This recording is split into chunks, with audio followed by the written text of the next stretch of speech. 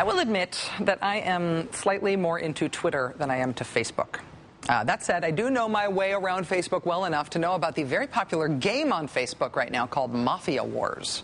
The goal of Mafia Wars is essentially to form your own virtual organized crime ring and make it as big and powerful as you can. So big and powerful that you're able to control cities like New York or Moscow or Bangkok.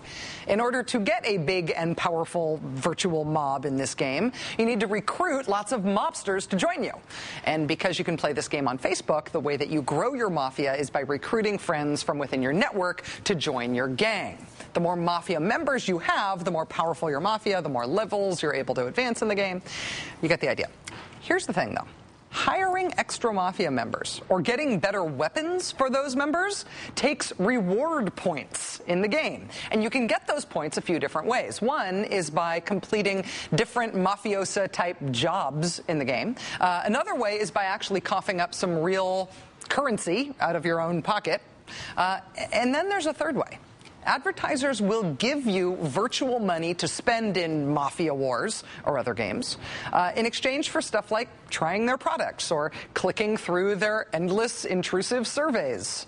And for all the hassle factor, it does end up being sort of a win-win. In exchange for some of your time, privacy, hassle factor, etc., you get more points in the game, allowing you to go from underboss to boss or trade up to a Tommy gun or whatever. The companies who pay an advertising firm to set this up, they get your information and your attention. And the advertising company that's matching you up with these companies, they of course get paid.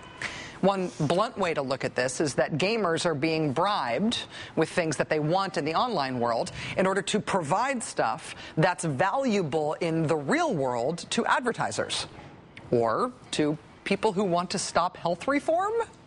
Yeah. The website Business Insider is now reporting that bribing people with virtual currency, like the fake gaming mafia money, it's being used by the health insurance industry as a way to generate letters of opposition to health reform. So letters are being written not by people who are necessarily motivated by being opposed to health reform, but by people who are motivated by wanting more mafia points, people who really just want to be boss instead of underboss. Online ads promising free virtual currency redirect gamers to a website called GetHealthReformRight.org. To get the mafia money, people fill out a survey that automatically sends an email to their member of Congress, which reads in part, quote, "I'm concerned a new government plan could cause me to lose the employer coverage I have today." Who's behind GetHealthReformRight.org? Well, it's a coalition of 10 insurance industry groups, including the Association of Health Insurance Advisors, America's Health Insurance Plans, American Benefits Council, Blue Cross Blue Shield Association. You get the idea. This isn't just happening on Facebook. You might have noticed just browsing online that some of the most annoying but nevertheless persistent online ads are the ones that say things like, click here to get your free reward at Kmart. Those types of ads with prompted click-throughs are yet again, according to the Associated Press today, leading to GetHealthReformRight.org. Just fill out the survey and presto changeo, you've not just been made to think that you're one step closer, not only just been made to think that you're one step closer to your reward at Kmart, you are also a virtual opponent of health reform. The insurance industry coalition that is behind GetHealthReformRight.org tells the Associated Press that they are surprised to learn about how these ads work. They say that they have not knowingly had anything to do with this.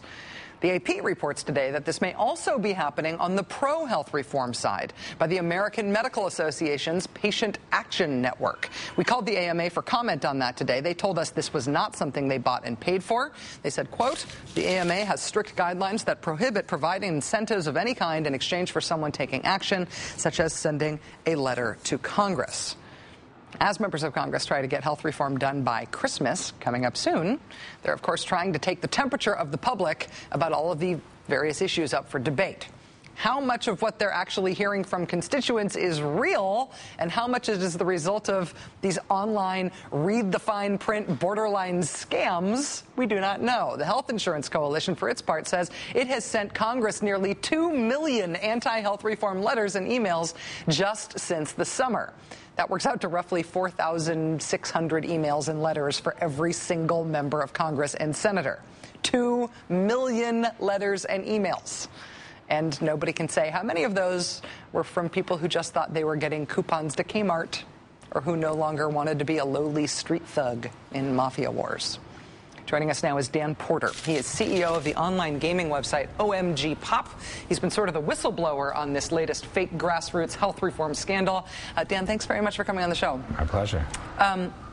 First of all, how were you able to figure out what was going on here? How did you spot it? Well, a lot of these people approach me as they do any of the game makers, and they say, I can help you make money from your audience.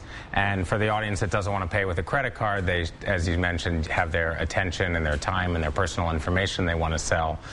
There's always people looking to take advantage of that. And before I use any of these on my site, I try them out myself. So I tried this one out myself. I clicked through endless things, and finally I found one that said, do you want to get health reform right? And I thought, sure, who doesn't want to get health reform right?